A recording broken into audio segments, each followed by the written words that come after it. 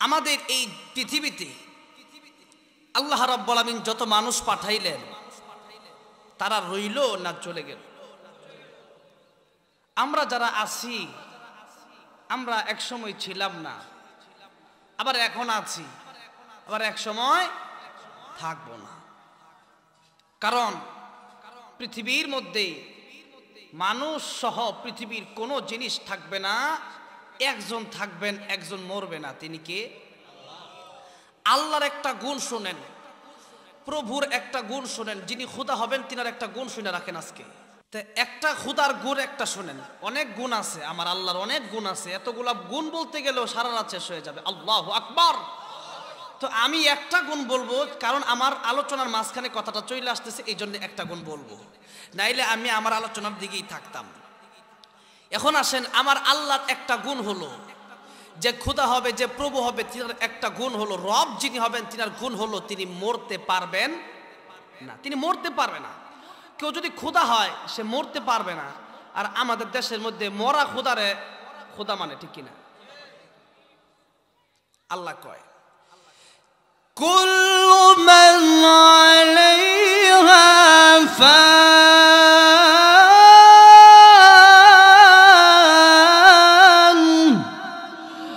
ওয়া ইয়াবকা ওয়াজহু রাব্বিকা যুল জালালি ওয়াল ইকরাম।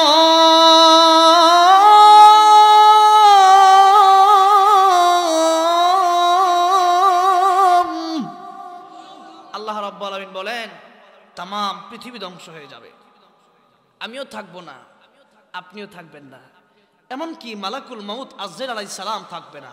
আল্লাহ বলবেন মউত, ইয়া মালাকুল মাউত, মরে যা। মালাকুল মাউত বলার সাথে সাথে আজরাইল আলাইহিস সালাম এমন জোরে একটা চিৎকার দিবে, চিৎকারটা দিয়ে আজরাইল আলাইহিস সালাম মরে যাবে। এই চিৎকার যদি দুনিয়ার কোনো মানুষ শুনতো, এই চিৎকার যদি দুনিয়ার কোনো প্রাণী শুনতো, প্রাণী শেষ হয়ে যেত। তার চিৎকারের আওয়াজ শুনে মানুষ কলিজা ফেটে মরে যেত, এত জোরে চিৎকার দিবে, এত ভয়ঙ্কর, এত বিকট আওয়াজ হয়। তাহলে বাকি থাকবেন কে? তাহলে যিনি প্রভু হবেন ওনার সিফাত কি? তিনি মরতে পারবেন না। যিনি মরবে না আমরা তারই খুদা মানি। আর যারা খুদা মানে নিজের হাতে বানায়া, এমন কি যদি খুদা নিজে হাঁটতে না পারে, চলতে না পারে, এটা কোনোদিন খুদা হইব? আল্লাহ কোরআনে কয় ইন্নাল্লাযীনা তাদউনা মিন দুনিল্লাহ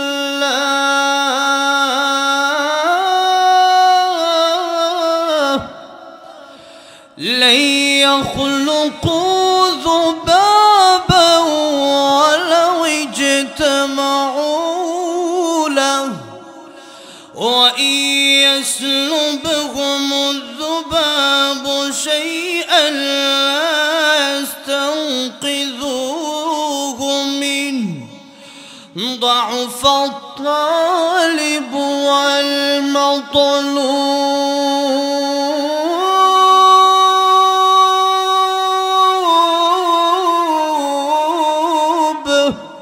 আল্লাহ রাব্বুল আমিন বলেন তোমরা আল্লাহরে বাদ দিয়া যারে ডাকো, মানে আল্লাহরে বাদ দিয়া যারে ডাকো, মানে শুধু কাফেরদের কথা বলতেছে এমনটা না। মানে আমরা যে কিছু মুসলমান আছে, সিন্ডি খাওয়াই না মুসলমান, কিছু মুসলমান আছে এরা কবরে মাজারে গিয়ে সেজদা করে। নাউজুবিল্লাহ বলে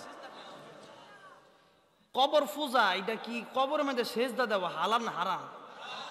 হারাম কইতেছেন, তারপরেও কিছু লোক আছে যে গিয়া সেজদা করে। নরসিংদীও আছে যারা কাফের, এরা শুধু গিয়া খুদারে, যারা খুদা বানাইছে, যারা সেজদা করে, যারা চায় মূর্তির কাছে, শুধু তারা না। আল্লাহ বলেন আল্লাহরে বাদ দিয়া যারা ডাকো, মানে আল্লাহ ছাড়া অন্য কাউরে ডাকলে আল্লাহ নারাজ হয়, আল্লাহ খুশি হন না, আল্লাহ কষ্ট পান। তাইলে আল্লাহকে ছাড়া কোনো মাজারে গিয়া চাওয়া যাবে, কোনো পীরকে সেজদা করা যাবে, আল্লাহ ছাড়া কারো পায়ে সেজদা করা যাবে না, হারাম। লা তুশরিক বিল্লাহ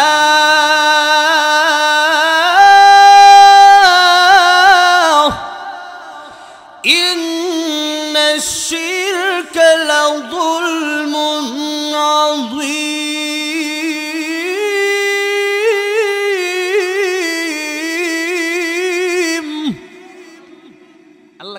কইরো না, এটা বড় মারাত্মক গুনাহ।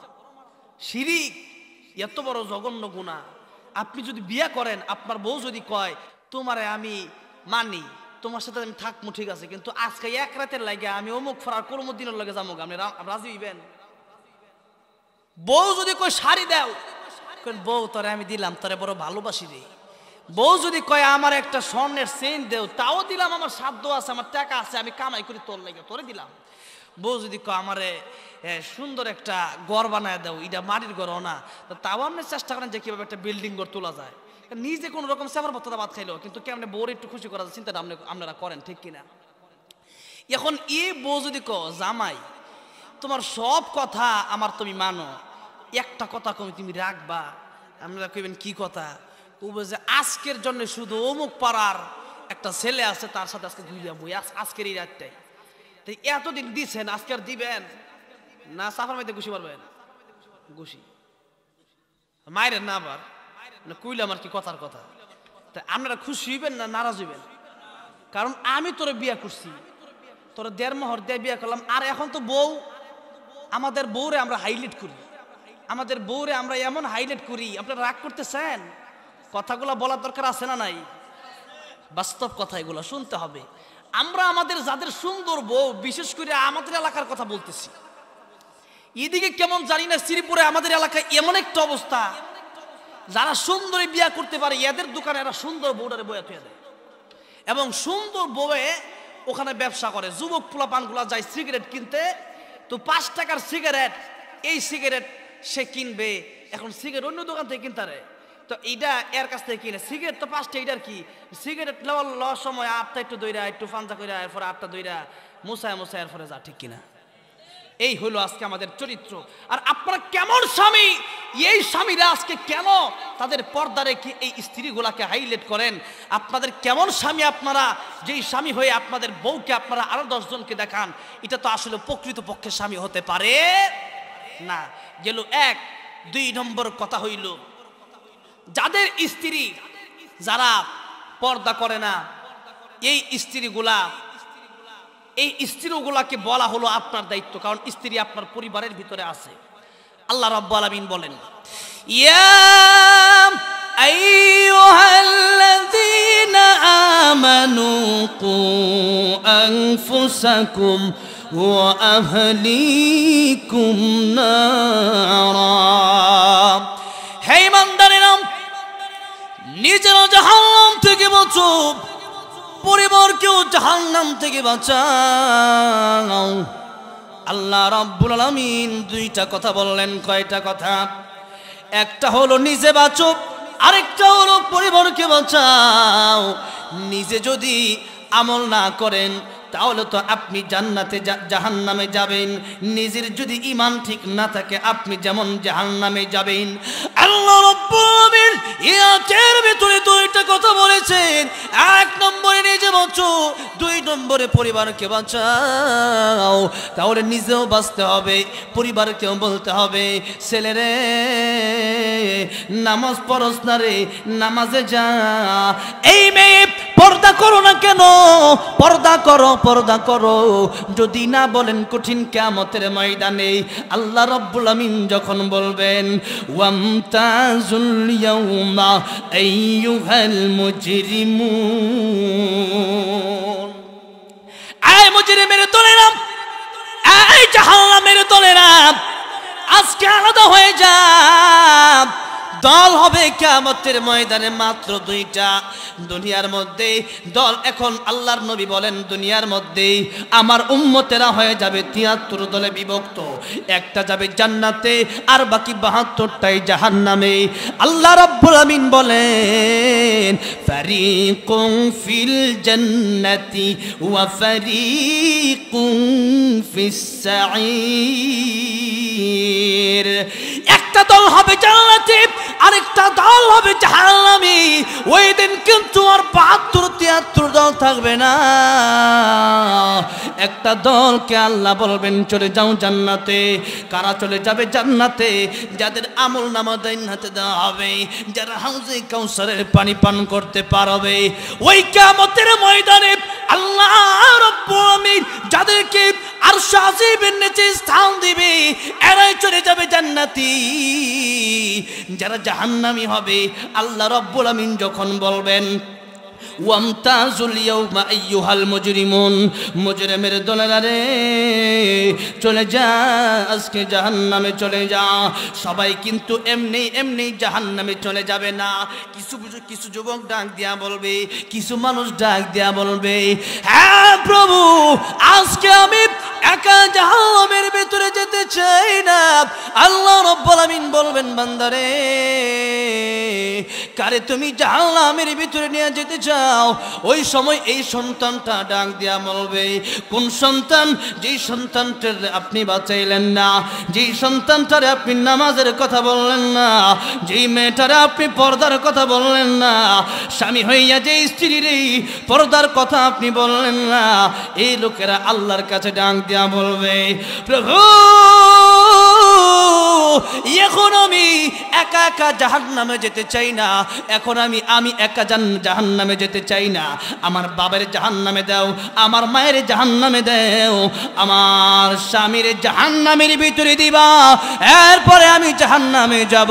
আল্লাহ রাব্বুল আমিন জিজ্ঞাসা করবেন, আরে বান্দা কেন তুই তোর স্বামীর নিয়ে জাহান্নামে যাবি? এই বান্দা কেন তোর বাবার নিয়ে জাহান্নামে যাবি? কেন তোর মায়ের নিয়ে জাহান্নামে যাবি? বান্দারে কে বলবে, রব্বুল আমিন এই বাবা আমার নামাজের কথা বলে নাই, আমার ডাক্তার বানাইছে, ইঞ্জিনিয়ার বানাইছে, বহু টাকা পয়সা কিভাবে ইনকাম করব ব্যবসা শিখাইছে। আমার বাবা আমারে নামাজ শিখায় নাই, আমার বাবা আমারে পর্দা শিখায় নাই, আমার বাবা আমারে কোরআন শিক্ষা দেয় নাই। আল্লাহ রাব্বুল আমিন বলবেন, আয় বান্দারা আমি আল্লাহ তো বলেছিলাম নিজেও বাঁচো আর পরিবারকেও বাঁচাও। এখন নিজে শুধু আমল করলে লাভ হবে না, ছেলে মেয়েকেও বলতে হবে না, বলতে হবে না, বলতে হবে।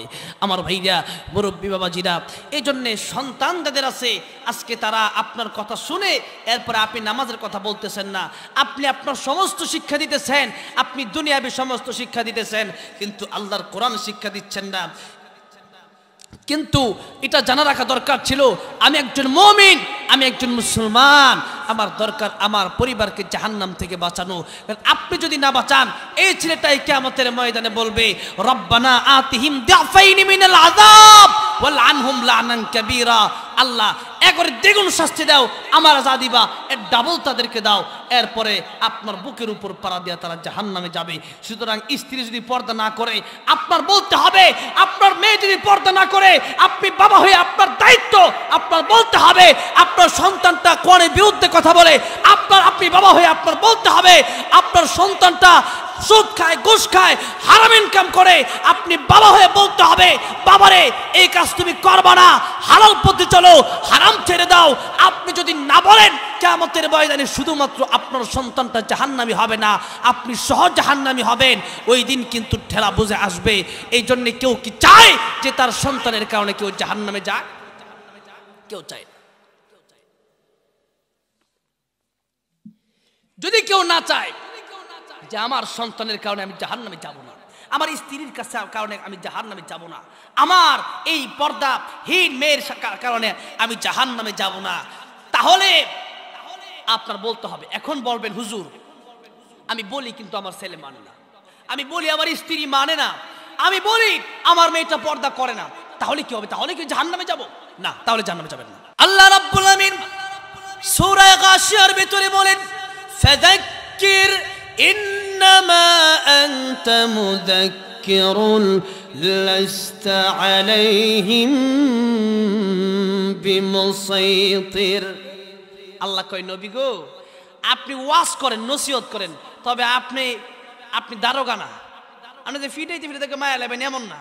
দাওয়াত দেন, দাওয়াত যদি শুনে যদি মানে তাইলে ভালো, না মানলে হেদায়েতের মালিক কে? জোরে কোন হেদায়েতের মালিক কে? হেদায়েত কোনো পীর সাহেব দিতে পারে না। অনেক সময় হুজুর একটু হেদায়েত করে যান, হেদায়েত কোনো পীর সাহেব করতে পারে না, হেদায়েত কোনো বাবা করতে পারে না, হেদায়েত কোনো আলেম করতে পারে না, হেদায়েত কোনো ওলি করতে পারে না, হেদায়েত কোনো নবী করতে পারে না, হেদায়েতের মালিক একজন, তিনি কে? কোরআনে স্পষ্ট আল্লাহ বলেন, ইন্নাকা লা তাহদি মান আহবাবতা ওয়ালাকিন্নাল্লাহা ইয়াহদি মান ইয়াশা ওয়া হুয়া আ'লামু বিল মুহতাদিন।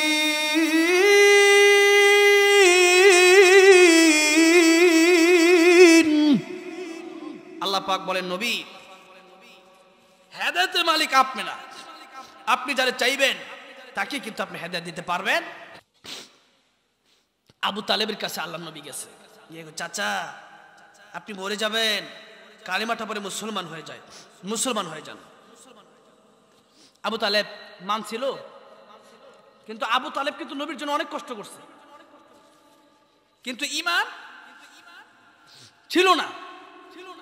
নবীর বাবা হলেও যদি ঈমান না থাকে জান্নাতে যাবে? যাবে না। নবীর বাবা হোক, নবীর স্ত্রী হোক, নবীর ছেলে মেয়ে হোক, নবীর পরিবারের যে কেউ হোক না কেন, ঈমান নাই, জান্নাতে সে কোনোদিন যাবে না। যারা কাফের তারা চিরস্থায়ী জাহান্নামী। আর যাদের ঈমান আছে, আমল যদি কম থাকে, আল্লাহ জান্নাত দিয়ে দিবে, সুবহানাল্লাহ। আর যাদের উহুদ পাহাড় পরিমাণ আমল আছে কিন্তু ঈমান নাই, জান্নাত কাজ হবে না, জান্নাত পাবে না, কষ্টের কালেও পাবে না।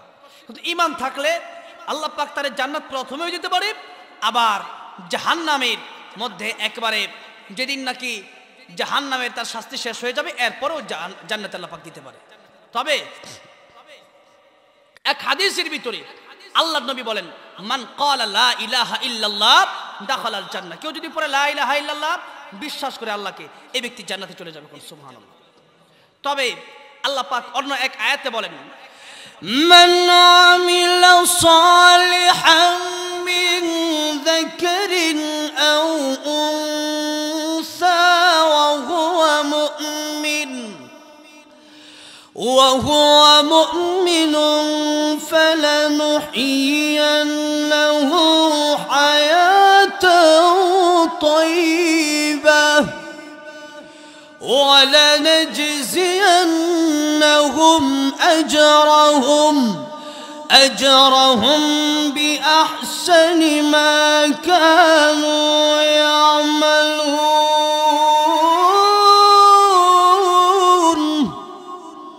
আল্লাহ রাব্বুল আলামিন বলেন, তোমাদের দুইটা কাজ করতে হবে। দুইটা কাজ, কয়টা কাজ? একটা হলো ঈমান, আরেকটা নেক আমল। এখানে আল্লাহ পাক আগে বললেন মান আমিলা সালিহা, যদি কেউ নেক আমল করে, মিন যাকারিন আও উনসা, সে পুরুষ হোক অথবা নারী হোক, ওয়া হুয়া মুমিন, তবে আরেকটা শর্ত আল্লাহ লাগায় দিয়েছে, শর্তটা হলো ঈমানদার হতে হবে। ঈমানদার আর নেক আমল দুইটা যদি কেউ করতে পারে, এক নম্বর ঈমান, দুই নম্বর নেক আমল, দুইটা করলে আল্লাহ কয় ফালানুহিয়ান্নাহু হায়াতান তাইয়্যিবা, তার আমি হায়াতে তাইয়্যিবা দিব, সফল জিন্দেগি দিব। আর তাফসিরে মাঝহারিতে কাজী সানাউল্লাহ পানিপতি রহমতুল্লাহি এই কথাটা লিখেছেন এই আয়াতের তাফসিরে, যে এই ব্যক্তিকে আল্লাহ কোনোদিন রিজিকের অভাব দিবেন না, সুবহানাল্লাহ। আর দুই নম্বর, এগুলো আয়াতের লম্বা লম্বা তাফসির, অনেক সময় চলে যাবে এক একটা আয়াত নিয়ে কথা বলতে, আমার সামনে যেতে হবে। আর দুই নম্বর আরেকটা কাজ হচ্ছে ওয়ালা নাজজিয়ান্নাহুম আজরাহুম বিআহসানি মা কানু ইয়ামালুন। আল্লাহ রাব্বুল আলামিন বলেন, আর দুই নম্বর হচ্ছে তোমাদেরকে আমি পরকালে উত্তম পুরস্কার দিব, কোন সুবহানাল্লাহ। উত্তম পুরস্কারটা কি শুনবেন? উত্তম পুরস্কার একটা নমুনা দিব। আগে যে একটা হাদিস কইছি, এই হাদিস থেকে আয়াতের দিকে আমি আসবো, এই আয়াতের দিকে, তাহলে বুঝবেন। কইছিলাম না মান ক্বালা লা ইলাহা ইল্লাল্লাহ দাখালাল জান্নাহ, আল্লাহ নবী কইছে যে ব্যক্তি লা ইলাহা ইল্লাল্লাহ পড়বে এই ব্যক্তি জান্নাতে যাবে। আর আল্লাহ যে কইলেন দুইটা কথা, তাইলে এই জায়গার ভিতরে আমার নবীরটাও সত্য, আল্লাহরটাও সত্য, কারণ কোরআনও মিথ্যা না, হাদিসও মিথ্যা, দুটোই সত্য। এখন দুটোই বিশ্বাস করতে হবে। তবে কিভাবে? যে কোরআনের হচ্ছে নেক আমল আর ঈমান দুইটার কথা বলা হয়েছে, আর আল্লাহ নবী যেহেতু এই জায়গার মধ্যে বলেছে ঈমানের কথা, সুতরাং ঈমান আনলে জান্নাতে যাবে, তবে নেক আমল না করলে প্রথমেই জান্নাতে যাবে না। এদেরকে আল্লাহ পাক বলবেন, এই নাপাক পবিত্র অপবিত্র আত্মাগুলো তোরা আগে জাহান্নামে যা, এরপর আল্লাহ পাক জাহান্নামে পুরায়া পবিত্র কইরা এরপরে জান্নাতে দিবে, কোন সুবহানাল্লাহ। সর্বশেষে একটা ব্যক্তি জান্নাতে যাবে। এই হাদিসটা মুসনাদে আহমদের ভিতরে এসেছে। কোন কিতাবের ভিতরে? মুসনাদে আহমদের ভিতরে। এই হাদিসটাকে বলা হয় হাসির হাদিস। কিসের হাদিস? হাসির হাদিস। জোরে কোন কিসের হাদিস? এই মিয়া, আপনারা কি মনে করেন যে হাসি নাই ইসলামে নাই, জোরে কোন আল্লাহ কি কয় দেখেন, فليضحكوا قليلا وليبكوا كثيرا। আল্লাহ কয় হাসো কম কাঁদো বেশি, তবে হাসবে একটু কাঁদবো, আমরা এখন হাসবে একটু কাঁদবো বেশি, ঠিক কিনা? হাসতে হবে কম, আর হাসবেন যে খিলখিলে হাসবেন না, হাসির নিয়ম হচ্ছে মুচকে আসবেন। আপনি যদি মুচকে আসেন যে আমার নবী মুচকে এসেছেন, আমার নবী মুচকে আসছে, আপনি যদি আমার নবীকে অনুসরণ করে মুচকে হাসতে পারেন, তাইলে আমার আল্লাহ প্রত্যেকটা হাসিতে সোয়াব দিয়ে দিবে, কোন সুবহানাল্লাহ। আর আমরা তো মনে করি যে মসজিদে গেলে মনে হয় সোয়াব, আর বাথরুমে গেলে মনে হয় সোয়াব নাই। আসলে কিন্তু এমন না, আসলে বাথরুমে গেলেও সোয়াব আছে, মসজিদে গেলে গুনাহ আছে। এমনটা ভাববেন না মসজিদে গেলে গুনাহ হবে, মসজিদে গেলে সোয়াব আছে, আবার মসজিদে গেলে গুনাহ আছে। বাথরুমে গেলে সোয়াব আছে, আবার বাথরুমে গেলে গুনাহ আছে। বুঝে আসে না, বুঝে আসে না, বুঝাবো, বুঝবেন? এগুলো শোনার জন্যই তো মাহফিল আসতে হয়। আপনি মসজিদে ঢুকলেন, মসজিদে ঢুকার সুন্নত অনুযায়ী সুন্নত আমল করে বিসমিল্লাহি ওয়াস সালাতু ওয়াস সালামু আলা রাসূলিল্লাহ আল্লাহুম্মা ইফতাহ লি আবওয়াবা রাহমাতিক, পাঁচটা সুন্নত, তিনটা এখানেই শেষ। 1 নম্বর দুরূদ শরীফ বিসমিল্লাহ পড়া, 2 নম্বর দুরূদ শরীফ পড়া, 3 নম্বর দোয়া পড়া, এই তিনটা একসাথে পড়বেন। পড়েন বিসমিল্লাহি ওয়াস সালাতু ওয়াস সালামু, পড়েন বিসমিল্লাহি ওয়াস সালাতু ওয়াস সালামু আলা রাসূলিল্লাহ আল্লাহুম্মা ইফতাহ লি আবওয়াবা রাহমাতিক। এই দোয়াটা পরে মসজিদে ঢুকবেন, এবং মসজিদ যখন ঢুকবেন, আমরা তো অ্যাভেলেবেল এইভাবে ঢুকে পড়ি, যখন মনে চাই যেই পাও দিয়া মনে চাই ওই পাও দিয়ে ঢুকে, এইভাবে ঢুকলে হবে না। মসজিদে ঢুকতে হবে ডান পা দিয়া, কি পা দিয়া? ডান পা দিয়ে ঢুকতে হবে। ডান পা দিয়ে মসজিদ ঢুকবেন, এবং মসজিদ ঢুকে এতে কাফের নিয়ত করবেন। 5টা সুন্নত বললাম, কয়টা সুন্নত? এই 5টা সুন্নত ঢুকার সময়, আপনি মসজিদে ঢুকার সময় এই 5টা সুন্নতের আমল করবেন, আপনার সওয়াব লেখা হতেই থাকবে মসজিদ ঢুকার পরে, কোন সুবহানাল্লাহ। আবার যখন বাহির হবেন, বাহির হওয়ার 5টা সুন্নত, বাহির হওয়ার কয়টা সুন্নত? বাহির হওয়ার 5টা সুন্নত। 1 নম্বরে বিসমিল্লাহ পড়া, 2 নম্বরে দুরূদ শরীফ পড়া, 3 নম্বরে দোয়া পড়া, তিনটা একসাথে এভাবে পড়বেন বিসমিল্লাহি ওয়াস সালাতু ওয়াস সালামু আলা রাসূলিল্লাহ আল্লাহুম্মা ইন্নী আসআলুকা মিন ফাদলিক। এই দোয়া পড়বেন, এই দোয়া পড়ে বের হবেন। আর বাম পা যখন বের হবেন, বাম পাটা আগে দিয়ে বের হবেন, এবং ডান পায়ের জুতা আগে পরিধান করবেন। এই হলো কয়টা? 5টা। তাহলে আগে বললাম 5টা, এখন বললাম 5টা, মোট হলো 10টা। এই 10টা সুন্নতের উপর আমল যদি করতে পারেন, আরেকটা কথা আছে, আরেকটা কথা, মসজিদের ভিতরে গিয়ে কথা বলা যাবে না। কিয়ামতের অনেক আলামত আছে, এগুলো বলতে গেলে অনেক সময় লাগবে। একটা আলামত হচ্ছে মসজিদের ভিতরে গিয়ে হট্টগোল করা, চিল্লাচিল্লি করা, এগুলো হচ্ছে কিয়ামতের আলামত। এই জন্য মসজিদে গিয়ে হট্টগোল করা যাবে না, চিল্লাচিল্লি করা যাবে না, হারাম। প্রথমেই 6 ছক্কার চিন্তা করেন না, 4 ছক্কার চিন্তা যদি প্রথমে করেন, বাংলাদেশের খেলোয়াড় মাঝে মধ্যে 6 ছক্কার চিন্তা করে, গিয়া যে ব্যাট যে মারবো, হ্যাঁ আগে আউট হয়ে যায়, ঠিক কিনা? এই লিগা কিন্তু আগে আউট হয়ে যাবো না, আগে কিন্তু 4 ছক্কার চিন্তা করি না, 4 ছক্কার সামনে আগে না শুরু করে লাগবো, ঠিক কিনা? এগুলো বলতে হবে। ওয়াজের মধ্যেই শুধু চিল্লাচিল্লি করলাম আর এখানে এসে একটা ঘটনাকে শেষ করে দিলাম, এটা না মজ না। ওয়াজ করতে হবে, মানুষ যে আমল করতে পারে এমন ওয়াজ করতে হবে, ঠিক কিনা? ওয়াজ করতে হবে, কোরআনের তাফসীর করতে হবে, বোঝাতে হবে মানুষকে, যেটা মানুষ বুঝে আমল করতে পারে। আর তা না হলে লক্ষ লক্ষ টাকা করে ওয়াজ মাহফিল করার কোনো প্রয়োজন নেই। ওয়াজের ভিতরে এসে হাসতে হাসতে জীবন শেষ, ওয়াজের ভিতরে এসে নাচানাচি করতে করতে জীবন শেষ, ওয়াজের ভিতরে আইসা পর্যন্ত শিরিক করতেছে আজকে, ঠিক কিনা? হারাম। ওয়াজের ভিতরে আইসা কত শিরকি গান গাইতেছে কিছু বক্তারা, সুন্নি নাম দিছে, এগুলো আস্তা বেদাতি, জোরে কোন ঠিক না? কিসের সুন্নি? তুমি সুন্নত মানো না, তুমি তো উল্টা, নবীজি যা বলছে তার উল্টা করতেছো তুমি, ঠিক কিনা? রাত 3টা বাজে নাচানাচি করে, নাউজুবিল্লাহ বলেন। আমার বন্ধুগণ, বলতেছিলাম মসজিদে গেলে এগুলো যদি করতে পারেন সওয়াব হয়। যদি কেউ মসজিদে গেলে কথা বলে, ফেরেশতা বলে ইয়া ওয়ালি আল্লাহ উসকুত, এই আল্লাহর ওলি চুপ করো, এই ব্যক্তিটা আবার কথা বলতে থাকে, ফেরেশতা ডাক দেখো ইয়া আব্দুল্লাহ উসকুত, চুপ করো, হে আল্লাহর বান্দা। এরপরও যখন বান্দা কথা বলতে থাকে, নামাজ শেষ, মসজিদের মধ্যে দুনিয়াবি সমস্ত আলাপ শুরু করে দিয়েছে। আপনি ফজর নামাজ শেষ করে দেখবেন অনেক মসজিদে এখন দুনিয়াবি আলাপ শুরু করে দেয়, তোর বাইত কি হয়েছে, আমার বাইত কি হয়েছে, তোর ব্যবসা কেমন চলতেছে, ঠিক কিনা? এগুলো আলাপ সব মসজিদ থেকে বের হয়ে পড়ে। এগুলো কি কথা বললে আরে মসজিদ থেকে বের করে দিবেন। এটা হলো একটা কথা, মসজিদে গিয়ে কথা বলা যাবে না। তখন 3 নম্বরে যখন আবার কথা বলে, তখন ফেরেশতা গিয়া বলে ইয়া আদু আল্লাহ, হ্যাঁ আল্লাহর দুশমন, চুপ কর, উস্কুত, কথা বলবি না। আল্লাহর ছিল আগে বন্ধু, আগে কি ছিল? বন্ধু। এখন কি হয়ে গেছে? শত্রু। চিন্তা করেন, এই জন্য মসজিদে কথা বলা যাবে, মসজিদে গেলে এখন সওয়াব হবে, তাই এখন যেভাবে জানতেন সওয়াব হবে। আর আপনি বাথরুমে গেলেন, দোয়া পড়া গেলেন, দোয়া পড়া বের হলেন, হ্যাঁ বাম পা দিয়ে গেলেন, ডাইন পা দিয়ে বের হইলেন, তাহলে বাথরুমে গেলেও আপনার নফল ইবাদতের সওয়াব হবে। কোন সুবহানাল্লাহ।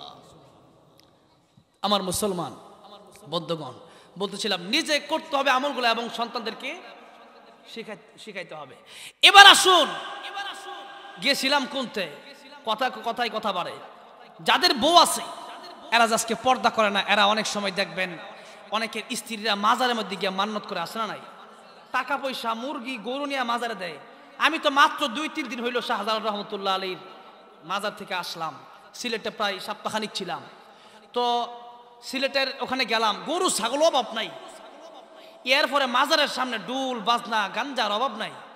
তো আল্লাহর ওলির তো কোনো দোষ নাই, দোষ তো বর্তমান কিছু বেদাতি শিরকি মানুষের, ঠিক কিনা? এগুলো করা যাবে না। যা দান করবেন সব দিবেন মাদ্রাসায়, কই দিবেন, যেরকম কই দিবেন, এই মাদ্রাসায় যতদিন পর্যন্ত আপনি দান করবেন, এখানে কোরআনের তেলাওয়াত হবে, যতদিন পর্যন্ত কোরআনের তেলাওয়াত হবে আপনি মরে যাবেন, কবরের মধ্যে যাওয়ার পরে সওয়াব পেতে থাকবেন। কোন সুবহানাল্লাহ। আমার মুসলমান বন্ধুগণ, বলতেছিলাম শিরিক করা যাবে, শিরিক করা যাবে। আল্লাহ রাব্বুল আলামিন বলেন, ইন্নাল্লাহা লা ইয়াগফিরু আন ইউশরাকা বিহি ওয়া ইয়াগফিরু মা দুনা যালিকা লিমান ইয়াশা। আল্লাহ সব গুনাহ মাফ করে দিব, কিন্তু শিরিক মাফ করবে।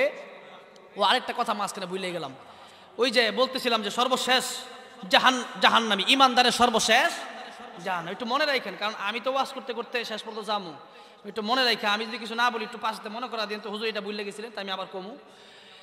সর্বশেষ জাহান্নামী মানে তার ঈমান আছে কিন্তু আমল কম ছিল বা নাই, এই ব্যক্তিটা কত বছর জাহান্নামে থাকবে কেউ জানে? কেউ জানে না। আমার মুসলমান ভাইয়েরা, সর্বশেষ যে ব্যক্তিটা জাহান্নামী হবে, জান্নাতি হবে, জাহান্নাম থেকে জান্নাতে যাবে, এই ব্যক্তিটা কত কোটি বছর জাহান্নামের ভিতরে জ্বলবে আল্লাহ ছাড়া কেউ জানে না। এই লোকটা জাহান্নামে জ্বলতে জ্বলতে আঙ্গার হয়ে গেছে, কয়লা হয়ে গেছে। সকলে ইমানদারেরা জান্নাতের ভিতরে চলে গেছে। এই লোকটার জন্য আল্লাহ রাব্বুল আমিনের বড় দয়া লেগে গেল, মায়া হয়ে গেল।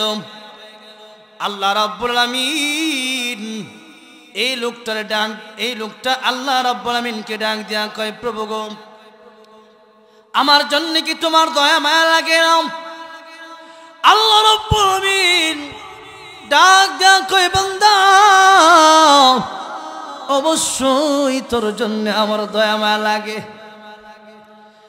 এই ব্যক্তি ডাক দিয়া কয়, আল্লাহ গো, আমার জন্য যদি তোমার দয়া হয় তাহলে তুমি কি পারো না আমার একটা অনুরোধ রাখতে, আবদার রাখতে? আল্লাহ রাব্বুল আমিন ডাক দিয়া বলেন, বান্দারে বল দেখি তোর কি অনুরোধ, বল দেখি তোর কি আবদার। ওই বান্দাকে বলে, প্রভু আমার আবদারটা তুমি কি রাখবা? আল্লাহ রাব্বুল আমিন ডাক দেয়া কয়, বান্দারে অবশ্যই অবশ্যই তোর আবদার আমি রাখবো। কোন সুবহানাল্লাহ।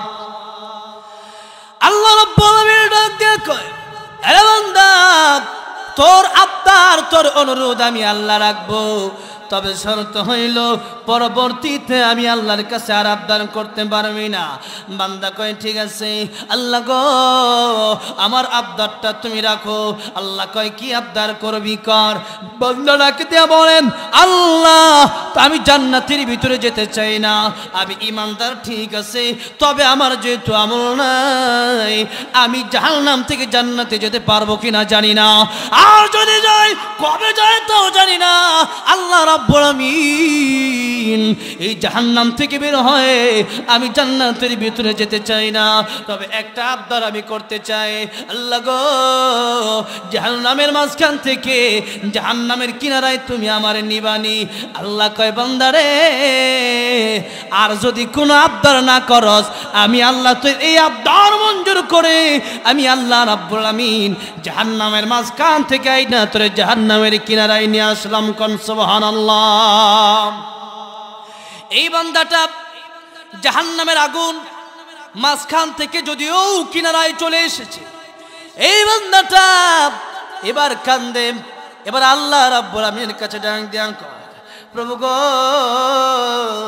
জাহান্নামের কিনারায় তুমি আল্লাহ আল্লাহ আল্লাহ গো, আমি জান্নাতের ভিতরে যেতে চাই না, তবে জাহান্নামের মাঝখান থেকে যেহেতু জাহান্নামের কিনারায় আমার নিয়ে আসলা, আল্লাহ গো আমি আর একটা আবদার করবো, তুমি কি রাখবা? আল্লাহ কয়, তুই না কই সিলের আবদার করতি না? সুবহানাল্লাহ। কোন আল্লাহ এইটাই শেষ। আল্লাহ কিন্তু জানে আবার আবদার করবে, ঠিক কিনা? আমার মুসলমান ভাইরা, আয় মুরব্বী বাবাজিরা, এই লোকটা আল্লাহ রাব্বুল আমিনের কাছে ডাক দিয়া কয়, আল্লাহ গো, এটা আমার শেষ আবদার, আর কোনো আবদার আমি আপনার কাছে করব না। আল্লাহ রাব্বুল আমিন কয়, বান্দারে কি আবদার তুই করবি বল, আমার কাছে বল। বান্দা ডাক দিয়া বলে, প্রভু জাহান্নাম থেকে আমি আর জান্নাতে যেতে চাই না, তবে আল্লাহ গো, জাহান্নাম থেকে বের করে আমারে জান্নাত আর জাহান্নামের মাঝখানে একটু জায়গা দিবানি। আল্লাহ রাব্বুল আমিন ডাক দেয়া কয়, এ বান্দা যা রে যা, আমি আল্লাহ দয়া করে মায়া করে জাহান্নামের কিনারা থেকে আমি আল্লাহ জান্নাত আর জাহান্নামের মাঝখানে তোরে জায়গা করে দিলাম। কিন্তু আল্লাহ তো চাইতেছে লোকটা কিভাবে জান্নাতে যায়, কিন্তু লোকটা কয় না যে আল্লাহ আমি জান্নাতে যাবো, না কইলে কেমনে? মায়ে বাচ্চা যদি না কান্দে তাহলে কি মায়ে কি দুধ দেয়? তাহলে এখন এই লোকটা চায় না, আল্লাহ কয় তাহলে আমি দিমু কেমনে? এখন এই লোকটারে আল্লাহ জান্নাতের ভিতরে ঢুকাবে। এখন জান্নাতটা আমার নবী বলেন, তখন আল্লাহ রাব্বুল আলামিন এই বান্দার সামনে এক পলকের জন্য জান্নাতটা তুলে ধরবে। সুবহানাল্লাহ। কোন জান্নাত দেখে তো বড় পাগল হয়ে গেছে। হায় হায়, কি জান্নাত, এত সুন্দর জান্নাত জীবনে কোনোদিন কোনো কান শোনে নাই, জীবনে কোনোদিন কোনো চোখ দেখে নাই, জীবনে কোনোদিন কোনো অন্তর কল্পনা করে নাই। এত সুন্দর জান্নাত, লোকটা পাগল হয়ে গেছে। কি দেখলাম, জীবনে দেখি নাই, জীবনে দেখি নাই, জীবনে শুনি নাই, কল্পনাও করি নাই, এত সুন্দর জান্নাত। আল্লাহ বান্দা কি আল্লাহ গো, আমি আরেকটা আবদার করতে চাই। আল্লাহ তুই না কিছু তার করতে না? সুবহানাল্লাহ। কোন প্রভু আরেকটা আবদার করে আমি আর আবদার আপনার কাছে করব না। আল্লাহ কয়, বান্দারে তুই যে করই না এটা আমি কেমনে বিশ্বাস করি? বান্দাটা দেয়া কয়, আল্লাহ গুনাহগার মানুষ, আমি কমজোরি বান্দা, দুর্বল বান্দা, আমি যদি 3 বারের বেশি আবদার করি এটা বড় খারাপ দেখা যায়, কেমন হয়ে যায়? আল্লাহ কয়, কি বলবি বল, তোর কি আবদার আমি আল্লাহর কাছে বল।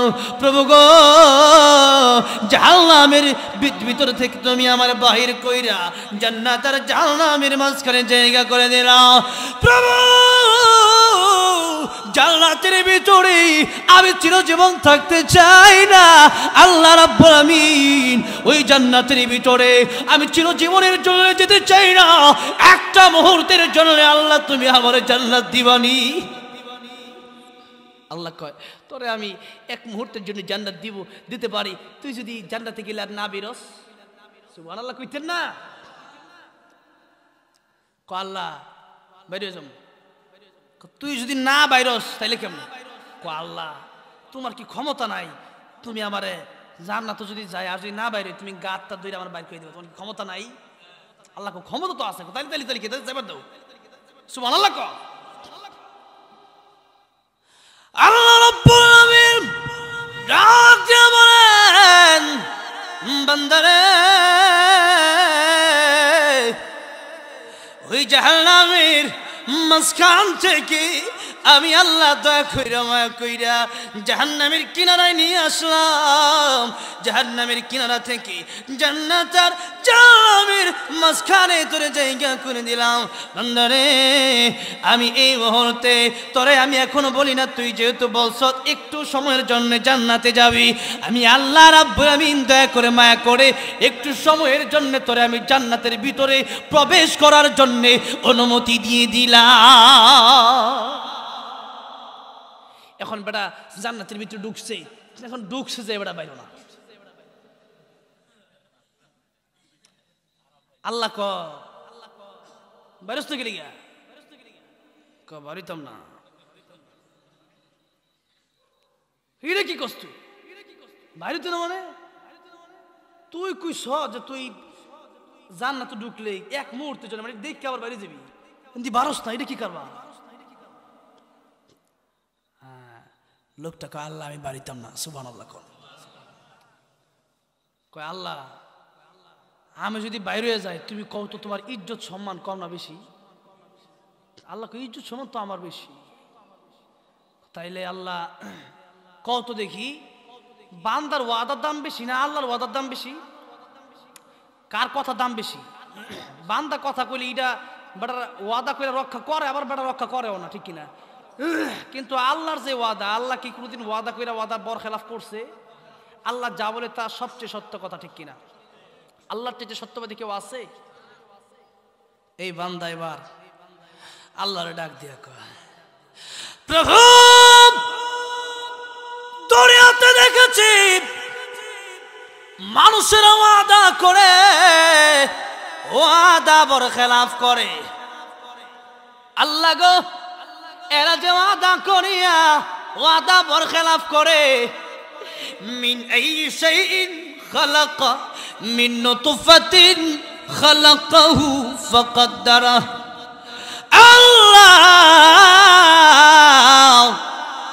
দুনিয়ার মানুষেরা ওয়াদা করে ওয়াদা বরখেলাফ করবে সাধারণ ব্যাপার, বানাইলা না পাক পানি দিয়া। বাজারে গেলে দুধের দাম হবে 40 টাকা 50 টাকা কেজি, আমারে আপনারা যেই পানি দিয়া বানাইছে 40 পয়সা দিয়াও কেউ কিনবে না, ঠিক না বেটি? এবার বান্দা ডাক দিয়া কয় আল্লাহ রাব্বুল আমিন মানুষেরা দেখেছি ওয়াদা করে ওয়াদা রাখে আবার বরখেলাফ করে। মানুষের ইজ্জত আছেই বা কতটুকু, যাবেই বা কতটুকু, ওয়াদা রক্ষা করলে কি আর না করলে কি? আল্লাহ আল্লাহ গো আমি তোমার কাছে জিজ্ঞাসা করতে চাই, তুমি যে কোরআনের ভিতরে ওয়াদা করেছো, তুমি কি কোনোদিন মিথ্যা কথা বলেছো? তুমি কি কোনোদিন ওয়াদা করে বরখেলাফ করেছো? আল্লাহ তুমি কি ওয়াদা করে বরখেলাফ করো? আল্লাহ রাব্বুল আমিন ডাক দেন কয় বান্দারে আমি আল্লাহ তো কোনো সময় ওয়াদা করে বরখেলাফ করি না। কোন সুবহানাল্লাহ।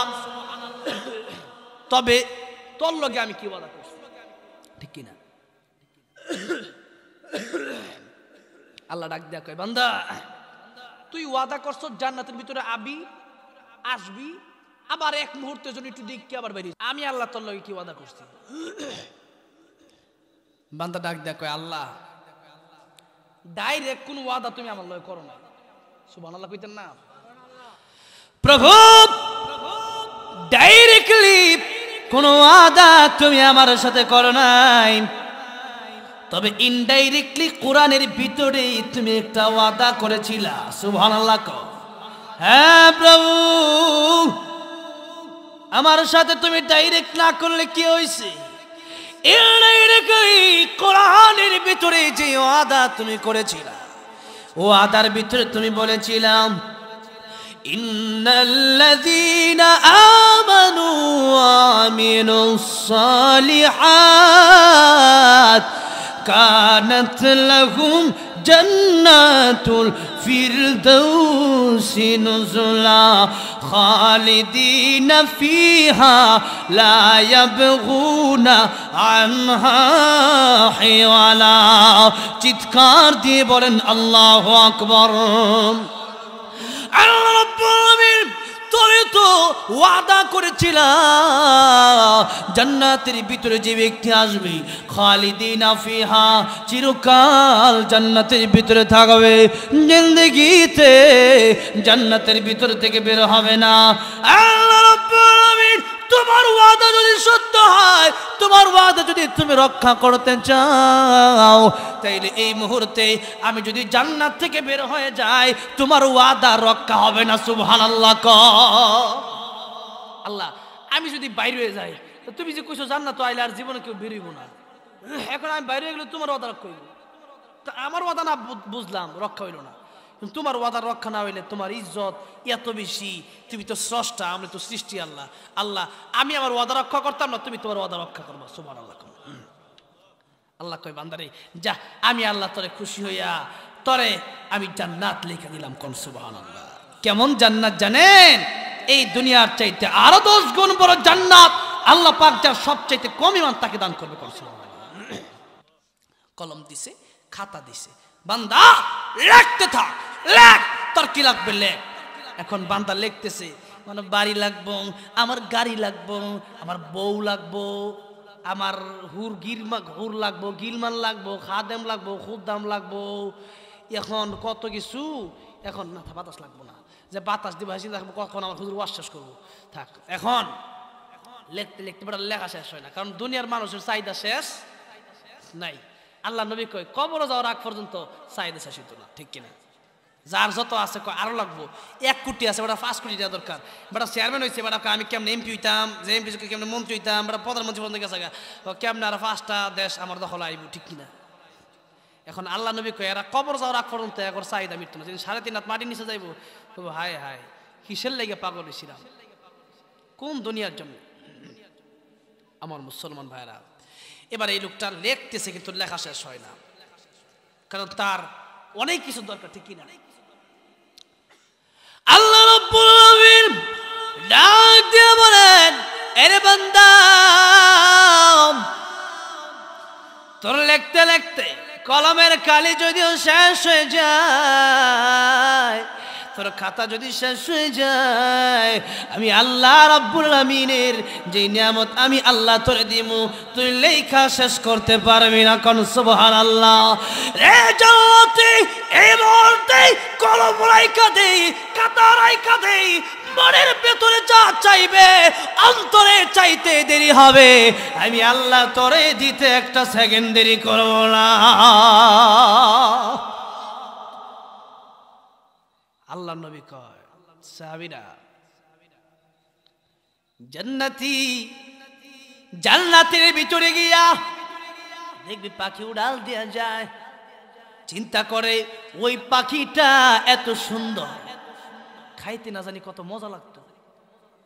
এমনি পাখিটার সামনে বোনা হইয়া তরকারি হইয়া ফেলো। সুবহানাল্লাহ। যখন আইছে, এখন খাইছে, খায়া হাড্ডিগুলো রাইখা দিছে, হাড্ডিগুলো যখন রাইখা দিছে, এই মুহূর্তেই এই হাড্ডি থেকে আবার যে পাখি আসছিল ওইটা আবার জীবন্ত হয়ে উড়াল দিয়ে চলে যায়। কোন সুবহানাল্লাহ। এই জান্নাত যদি আমাদের পেতে হয় তাহলে কি হতে হবে? ইমানদার হতে হবে। কি হতে হবে? খালি ইমানদার হলেই হবে না, লগে আমলের দরকার আছে না নাই? নামাজ না ফিরিয়া নাকি ফইরিয়া নামাজ পড়তে হবে। নামাজ যদি ছেড়ে দেন কোটি কোটি বছর জাহান্নাম এক ওয়াক্ত নামাজের জন্য। এক ওয়াক্ত নামাজ কাজা করলে তাহলে আপনি যদি কত নামাজ কাজা করছেন চিন্তা করছেন? এক ওয়াক্ত নামাজ করলে যদি কোটি কোটি বছর জাহান্নামে যাওয়া লাগে, তাহলে জীবনে কত ওয়াক্ত নামাজ কাজা করছেন আপনি? নামাজগুলা কাজা আদায় করে নেবেন। যাদের নামাজ কাজা আছে, এখন নামাজের কাজা করতে পারতেছে না, বলবেন এত নামাজ কেমন কাজা করুন? পড়তে থাকেন, পড়তে থাকেন। এখন আপনার মন যেদিন সাক্ষী দেবে হয়তো আজকে শেষ হয়ে গেছে, সেদিন শেষ হবে, এছাড়া শেষ হবে না। তো নামাজ আদায় করতে হবে, এটা হচ্ছে সর্বপ্রথম কথা। কারণ নামাজ যদি আপনি না পড়েন, সর্বপ্রথম কিয়ামতের ময়দানে কিসের হিসাব হবে? আউয়ালু মা ইউহাসাবু বিহিল আবদু ইয়াউমাল কিয়ামাতিস সালাত। সর্বপ্রথম নামাজের হিসাব হবে। আমার মুসলমান ভাইরা, আমরা যেতে চাই জান্নাতে না জাহান্নামে? জান্নাতে যেতে হলে জান্নাতের চাবি হলো নামাজ। জান্নাতের চাবি কি? নামাজ পড়তে হবে, আল্লাহকে ভয় করতে হবে। ভয় করতে হবে কাকে? হুজুর কোন কাকে?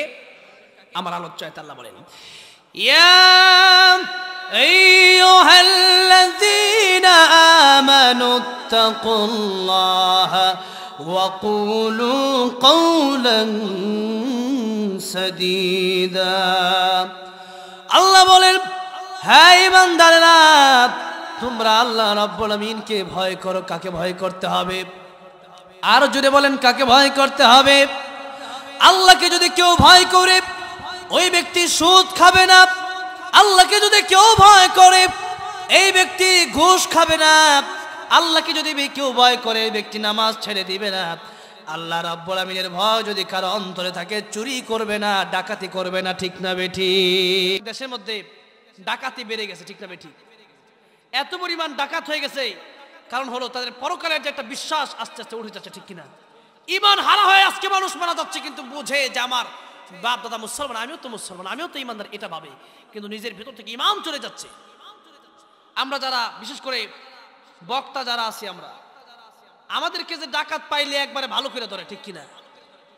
ডাকাত রাস্তার ভিতরে দাঁড়ায় থাকে, রাতের গভীরে যা ডাকাতি করে যে যুবকেরা, তারা যদি এটা বোঝে যে আমার একদিন আল্লাহর কাঠগড়ায় দাঁড়াতে হবে, কিয়ামতের মাঠ একদিন কায়েম হতে হবে, আজকে ধরা খাবো না, কিন্তু কিয়ামতের ময়দানে আল্লাহ রাব্বুল আমিন কিয়ামতের মাঠ এই জন্যই কায়েম করবেন, কারণ প্রত্যেকের বদলা দেওয়ার জন্য, ঠিক কিনা? লিতুজজা কুল্লু নাফসিন বিমা তাসআ, সবার বদলা আল্লাহ পাক কিয়ামতের ময়দানে দিবেন। কয়েকদিন আগে আপনারা জানেন, কারি সাইদুল ইসলাম আসাদ সাহেবরে ডাকাতে ধরলো। অনেক ভালোবাসি, ওনার সাথে এই এলাকাতে আমি মাহফিল করে গেছি, 2টা প্রোগ্রাম করে গেছি এলাকাতে, 2 সপ্তাহ আগে সম্ভবত ডিসেম্বরের 31 তারিখে, এবং 1 তারিখে ওই এলাকায় মাহফিল করছে হাসান জামিল সাহেব আসতো, দিনের বেলা আমি বয়ান করে গেছি। তো ভাই আমরা একসাথে মাহফিল করে যাওয়ার পরে সম্ভবত 2-3 দিন পরেই, না 8-10 দিন পরে, সেই 12 তারিখে বরিশাল যাবো এক মাহফিলে। তো বরিশাল থেকে আসলাম সকালবেলা, গভীর রজনী, রাত বাজে হয়তো 2টা-3টা বাজে। তো শুনলাম আসাদ ভাইয়ের এইরকম ভাবে গাড়িতে ডাকাতি করে টাকা টুকা রাখতো, ভালো কথা ছিল। আবার হুজুরকে চিনে না এমন না, কিন্তু হুজুরকে চিনা বলছে, হুজুর আপনারা আমরা বড় ভালোবাসি, আর টাকা টুকা নিয়ে এরপরে হুজুর মাফ করে দিয়ে। এই কথাটা আবার কয়েকদিন আগে হামিদ জারি দাওয়াত কাচমালিয়া হুজুরের ডাকাতি ধরছিল। হুজুর ডাকাতি ধরার পরে হুজুরও আসতেছে, হুজুর টাকা পয়সা নিয়ে হুজুর মাফ করে দিয়ে, এটা কি মাফ হবে? ছুরি দিয়া পরে মাফ করে দিয়ে মাফ হবে? এখন আসাদ ভাই যখন আসতেছে, এত খারাপ ব্যবহার, টাকা নিচ্ছে এক কথা, প্রায় 2 লক্ষ টাকা নিচ্ছে। এরপরে আবার তাদের সাথে যারা ছিল, নূরে আলম সাহেব আমার অনেক বন্ধুবর কাছের মানুষ, ড্রাইভার ছিল একজন, ড্রাইভারে একটা কোপ দিয়ে দিছে গাড়ির ভিতরে, কোপ, গাড়ি একবারে অনেক টাকা পয়সা, অনেক গাড়ি অনেক ক্ষতি করে ফেলে। এই যে আলেমদের সাথে এই ব্যবহার ডাকাতেরা করে, আর কি হিন্দুর ঘরের সন্তান আপনারা মনে করেন? আর কি আফগানি, এই পাকিস্তান, ভারতের, এরা কিন্তু বাংলাদেশের লোক, ঠিক কিনা? এরা আজকে ডাকাতি করছে আমাদের দেশের মধ্যে, আর আমাদের দেশে আজকে সঠিক বিচার হয় না, ঠিক কিনা? সঠিক বিচার বন্ধ হয়ে গেছে। আজকে আলেমদের বিচার হয়, চোর ডাকাতদের বিচার হয় না, ঠিক না? ঠিক, এগুলাকে বিচার বলে না। বিচারক যারা আছেন, কিয়ামতের ময়দানে আল্লাহর কাঠগড়ায় আপনাদের দাঁড়াতে হবে, সেদিন বুঝবেন কত ধানে কত চাল হয়, ঠিক কিনা? বিচার করতে হবে, সঠিক বিচার। ডাকাতি করা যাবে না, চুরি করা যাবে না, এগুলো বন্ধ করতে হবে। সুদ আর ঘুষের জন্য আজকে ডাকাতি হয়, সুদ আর ঘুষ দিয়ে দিয়ে ডাকাতেরা ডাকাতি করে। আমি গেলাম সিলেটে, সে একেবারে ইন্ডিয়া পর্যন্ত আমি গেলাম, গিয়ে দেখলাম ওখানে যতটুকু বুঝলাম, যতটুকু শুনলাম, মালামাল চুরি হয়। মালামাল চুরি করে কিভাবে?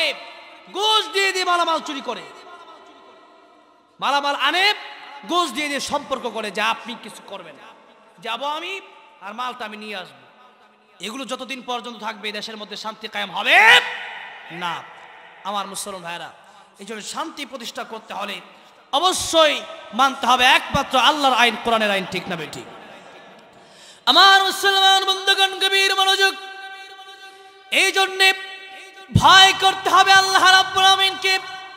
অন্যতে আল্লাহ রাব্বুল আমিন বলেন, ইয়া আইয়ুহাল্লাযীনা আমানুত্তাকুল্লাহা হাক্কা হাক্কা তুকাতিহি ওয়া লা তামুতুন্না ইল্লা ওয়া আনতুম মুসলিমুন।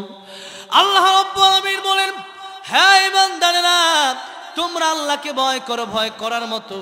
যদি কেউ আল্লাহকে ভয় করে ভয় করার মতো, আর যদি এটা বুঝে এই মুহূর্তে যদি আমি মরে যাই, তাহলে হয়তো এই চুরির টাকা, ডাকাতির টাকা, সুদের টাকা, ঘুষের টাকা কিন্তু আমার কবরে যাবে না।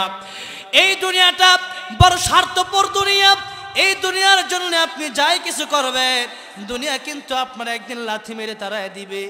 আমার ভাই ও মুরব্বী বাবাজিরা, কার জন্য এত টাকা পয়সা, কার জন্য ব্যাংক ব্যালেন্স, কার জন্য জমি সম্পদ, কার জন্য বাড়ি গাড়ি, যার জন্য করলেন, এই লোকগুলাই তো একদিন ওই কবরের ভিতরে আপনার নিয়ে দাফন করে আসবে। আরে ডাইনে মাটি, বামে মাটি, নিচে মাটি, উপরে মাটি।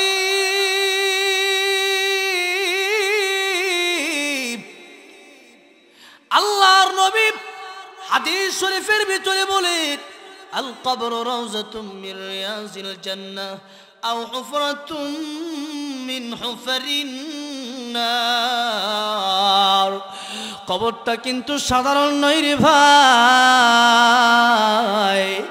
কবর, এই কবর প্রতিদিন মানুষকে ডেকে ডেকে বলে, পৃথিবীর মানুষেরা রে, আমি এমন একটা গহীন ঘর, যে ঘরের ভিতরে সাথী নাই, বাতি নাই, যে ঘরের ভিতরে অন্ধকার আর অন্ধকার। এই কবরে আসার আগে সাথী আর বাতির ব্যবস্থা কইরা আইসো। আল্লাহ কয়, বন্ধু বানাও। ইন্নামা ওয়ালিয়ুকুমুল্লাহু ওয়া রাসূলুহু ওয়াল্লাযীনা আমানুল্লাযীনা ইউকিমুনাস সালাহ ওয়া ইউতুনাজ যাকাতা ওয়া হুম রাকিউন।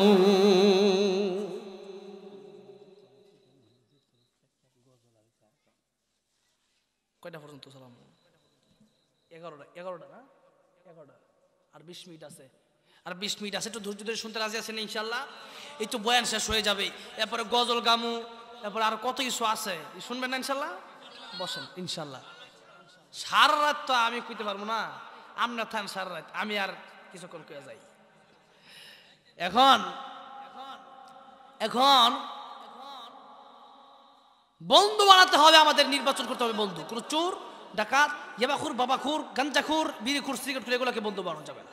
বেনামাজিকে বন্ধু বানানো যাবে না। আল্লাহ কয় বন্ধু বানাও, 1 নম্বরে আল্লাহকে, 2 নম্বরে রাসূলকে, 3 নম্বরে তোমরা ইমানদারকে বন্ধু বানাও। কোন ইমানদার? যে আমি দাবি করলাম আমি ইমানদার, মুমিন, এমন ইমানদারকে না। আল্লাহ কয় ইয়াকিমুনাস সালাহ, যারা নামাজ কায়েম করে, নিজে নামাজ পড়ে, অপরকে নামাজের জন্য বলে, এমন লোককে তোমরা বন্ধু বানাও। ঠিক কি না? বন্ধু বানাতে হলে আমাদের চিন্তা ভাবনা করতে হবে। আল্লাহকে যদি কেউ ভয় করে, চুরি যদি মানুষের ভয়ে চুরি করে, মানুষের ভয় থাকে চোরের অন্তরে, যদি পলায় পলায় চুরি করে, যখন চোর চিন্তা করবে না পৃথিবীর কোনো মানুষ আমাকে না দেখলেও আমাকে কে দেখবেন, রাতের আধারে আমি যত বড় গুনাহ করি না কেন আমাকে কেউ দেখেন, আমাকে কে দেখেন? আমাকে আল্লাহ পাক দেখেন। এই জন্য এই চিন্তা যখন আপনারা করবেন, তখন আপনার জীবন পরিবর্তন হবে। হতে পারে আমি একজন, আপনি একজন জান্নাতি মানুষ। এই জন্য আল্লাহকে ভয় করে আমাদের জীবন আমরা যাপন করবো বলি ইনশাআল্লাহ। আমা তৌফিক ইল্লা বিল্লাহ। যে কথাগুলি বললাম আল্লাহ পাক আমল করার তৌফিক দান করেন, পড়েন আমিন। ওয়া আখির দাওয়ানা আলহামদুলিল্লাহি রাব্বিল আলামিন। এখন আমার যেহেতু দাদা আমার আবদার করছে একটা ইসলামী সঙ্গীত গাওয়ার জন্য, আর একটা আজান দেওয়ার জন্য। ও মদিনার মাটির আওয়াজ হইতেছে, মানে আমরা একটা ইসলামী সঙ্গীত একটা গাইছিলাম, তো সঙ্গীতটা, হ্যাঁ, আজকে সভাপতি সাহেব মাশাআল্লাহ বলেন, ভালো মানুষ, আমার সাথে তো আসার আগে থেকেও কথা হইতেছে আলহামদুলিল্লাহ। তো সভাপতি রাখবেন এমন মানুষকে। আমি কিন্তু অনেক জায়গায় গিয়ে অনেক রকম সভাপতি দেখছি, কিন্তু এরকম সভাপতি থাকলে ওয়াজ করতে আলহামদুলিল্লাহ ভালো লাগে, ঠিক কিনা? তো যা হোক, ওনার পক্ষ থেকে যত একটা আবদার আসছে আর আপনারাও করছেন, এটা কি না বললে হয়? তো বলতেই হবে, ঠিক না? পুরস্কার তো আমরা দিতে হবে, গজলের পুরস্কার কিন্তু আলাদা। এটা তো গজল আমার, আপনারা দেখছেন প্রায় 2-3 কোটি মানুষ আমার এই সঙ্গীতটা শুনছে, বলেন আলহামদুলিল্লাহ। 2 কোটি মানুষের উপরে হবে এই সঙ্গীতটা আমার শুনছে, আলহামদুলিল্লাহ। তো এই সঙ্গীতটা যেখানেই যাই, প্রতিদিন বয়ানের শেষে কই, হুজুর এই সঙ্গীতটা গান। তো এখন মানুষ যেহেতু বলে, অবশ্যই মানুষের কাছে ভালো লাগে, মানুষ সঙ্গীতটা শুনে আমার জন্য দোয়া করে, তো আমিও চাই কিভাবে সবাই আমাকে ভালোবাসবে, আমি তো এটাই চাবো, ঠিক কিনা? তা আমি মরে গেলে কিভাবে আমার জানা যায় মানুষ যাবে, আমার জন্য দোয়া করবে, এই চিন্তা করি তো আমি গজলগুলো বলি, ঠিক কিনা? তো সঙ্গীতটা বলি ও মদিনার মাটি, আপনারা শুনবেন? হ্যাঁ, পুরস্কার দিতে রাজি আছেন? ঠিক আছে, ইনশাআল্লাহ পুরস্কার রেডি করেন, আমিও সঙ্গীত রেডি করি। ঠিক আছে, শেষে দিয়ে ও মদিনার মাটি রে, সকল সুখ বুঝি তোর কপালে। ও মদিনার মাটি রে, সকল সুখ বুঝি তোর কপালে। ও মদিনা রে,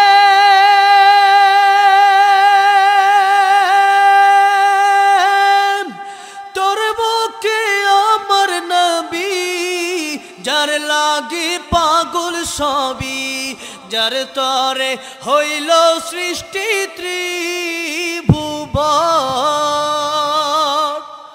কাঁদি আমি সারাক্ষণে, কখন যাব সেখানে, কাঁদি আমি সারাক্ষণে, কখন যাব সেখানে, সহিনা সহিনা আর পরাণে। ও মদিনার মাটি রে, সকল সুখ বুঝি তোর কপালে। ও মদিনা রে,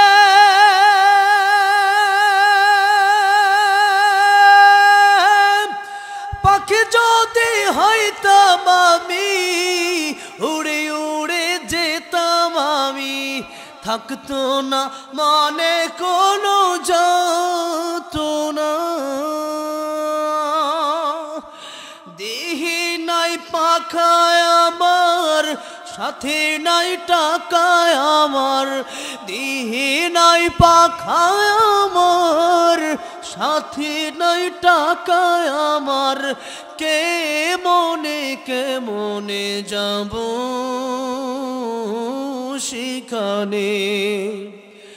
ও মদিনার মাটি রে,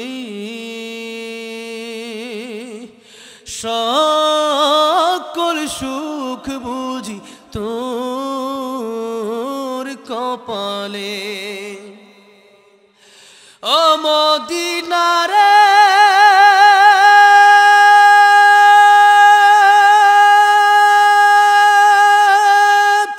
তোর কাছে গেলে আমি কত সুখী হইতাম জানি, তোরে আমি বোঝাইব কে মনে। রোজা মুবারক যে নবীজিকে সালাম দিয়ে, রোজা মুবারক যে নবীজিকে সালাম দিয়ে, বলিতাম মনের বাসনা। ও মদিনার মাটি রে, সকল সুখ বুঝি তোর কপালে। ও মদিনার মাটি রে, সকল সুখ বুঝি তোর কপালে। আল্লাহ সবাই রে মদিনায় যাওয়ার তৌফিক দান করেন, পড়েন আমিন। আন্না এই গজল একটা কইছি, এটার পুরস্কারই দেয় নাই, আরেকটা দেন হাদিয়া আইছেন কোন, মাশাআল্লাহ 100 টাকা পুরস্কার, বলেন মারহাবা। আর কো এই যুবক ভাইরা কই, ভাল লাগছে না মনে হয় না? ভাল লাগছে কই পুরস্কার কই? দিবে আরেকটা গাও, আরেকটা বলে গাইতাম। কি কোনটা? আমার মন মজাইয়ারে। আপনারা এইটাও শুনবেন, কিন্তু এটা তো মাগনা হইতো না। হ্যাঁ রাজীব কই 500 টাকার নোট কই আর 1000 টাকার নোট কই? একবারে সব। আচ্ছা রেডি করেন তাড়াতাড়ি। গজল কি আরেকটা গামু? হ্যাঁ গামু। সভাপতি সাহেব 200 টাকা পুরস্কার দিছে কোন, মাশাআল্লাহ। আরে মিয়া এটা তো ওয়াজের বাইরে, এটা আলাদা। এটা